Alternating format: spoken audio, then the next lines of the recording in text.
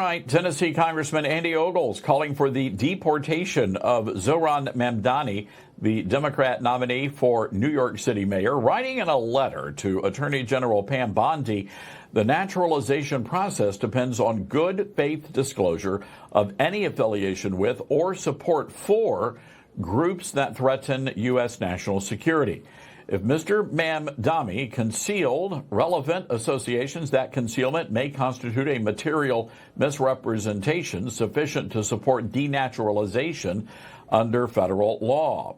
Well, joining me now is Ashwani Jain, a former Obama administration official, and John Thomas, a GOP pollster. Ashwani, I want to start with you. So your take here on the congressman. He wants to send Tom Homan after the guy. Well, thanks for having me on your show. Let's call this what it is, political racism. Every time a Muslim wins, Republicans reach for the same playbook, question their citizenship, and smear them as terrorists. That's not oversight, it's Islamophobia. If they really cared about national security, why are they not calling white politicians terrorists when the DHS and the FBI say the top domestic threat comes from white supremacists, not brown and black immigrants?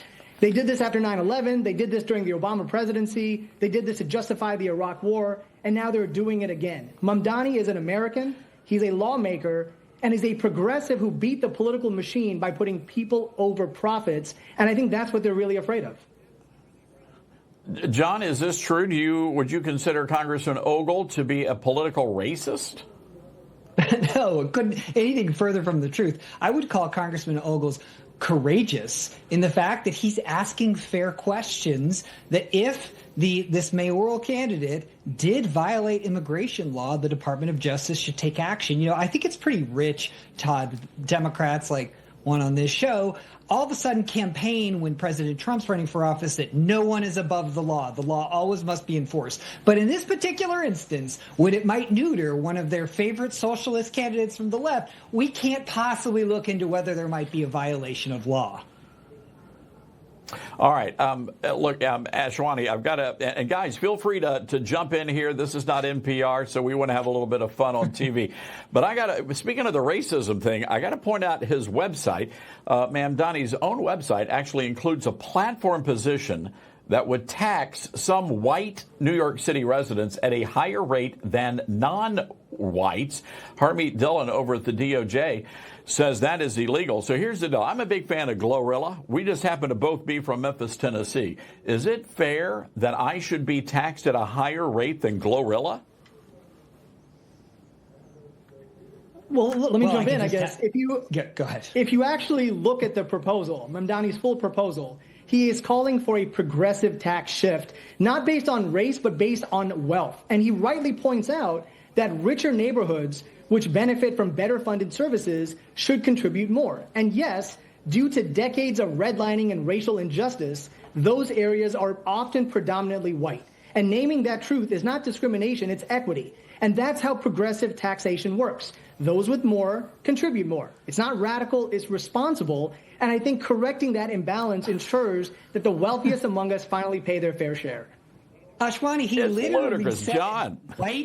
White people in neighborhoods. Here's how you know it's wrong and racist. Flip the conversation. What if another lawmaker said, we're going to take black neighborhoods and put higher taxes? Do you think there might be some outrage from the mainstream liberal media? Of course there would, because it's wrong. Look, he is masquerading democratic socialism as racist policies to penalize one group by something they can't control, the color of their skin. This is totally outrageous. This is why so many New Yorkers are losing their minds and thinking about fleeing the city to places like Florida and Texas and Tennessee, where there's a decency of common sense and perhaps they won't get penalized for the color of their skin. Yeah, don't be bringing the communist nonsense to Tennessee, fellas. Ashwani, I want to go back to something President Trump said here. He said, calling Mamdani a 100% communist lunatic, not mincing words. But there's this idea here. He wants to have the government get into the grocery store business. Do we really want the government controlling our ho-hos? We want the government making sure that taxpayers get what they pay for, which is affordable housing, affordable health care, equitable, fully funded schools, and actually get groceries at prices that are affordable. I think this, it's very also interesting that you're talking about racism when you have the president of the United States whose entire immigration platform is targeting black and brown neighborhoods and those with foreign-sounding names, not different from like my own. It's interesting that you're talking about no one's above the law. Okay, fine, then hold a convicted felon who's currently in the White House accountable, who, by the way, pardoned 150 insurrectionists from January 6th.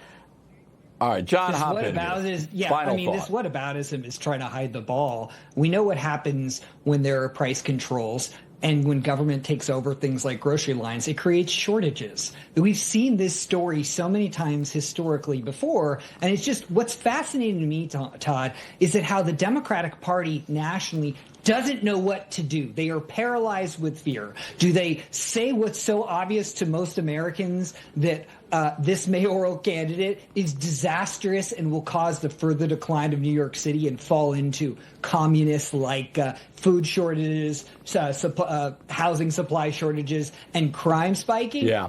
Do they call that out, or do they alienate what might be one of their contenders for president next cycle? They're really to catch-22. It's a conundrum, gentlemen, a conundrum. Guys, Ashwani, John, we got to get you guys back on. Appreciate you coming on Newsmax tonight. Great stuff. Thank you.